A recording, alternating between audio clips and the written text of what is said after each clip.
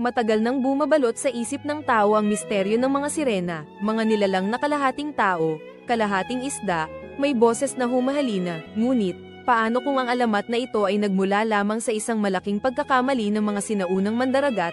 Paano kung ang totoo ay mas kamangha-mangha at mas totoo sa ilalim ng karagatan? Ito ang dugong, o manatee, isang banayad at malaking nilalang na naninirahan sa maligamgam na tubig. Sa kanilang mabagal na paggalaw at kakaibang hugis ng buntot, hindi katakataka kung bakit napagkamalan silang mga sirena. Isipin mo, isang pagod na marinero, nakikita ang anino ng nilalang na ito sa dilim. Ang ganitong paningin ay madaling magbunga ng mga kwentong hindi ka panipaniwala, ngunit higit pa sa alamat, ang mga dugong ay mahalaga sa ating marine ecosystem. Bilang mga herbivore, nililinis nila ang mga damong dagat, na sumusuporta sa kalusugan ng mga coral reef. Sa kabila ng kanilang payapang buhay, nahaharap sila sa banta ng pagkawala ng tirahan at polusyon. Ang mga banayad na higanteng ito ay nangangailangan ng ating tulong, protektahan natin sila para sa susunod na henerasyon.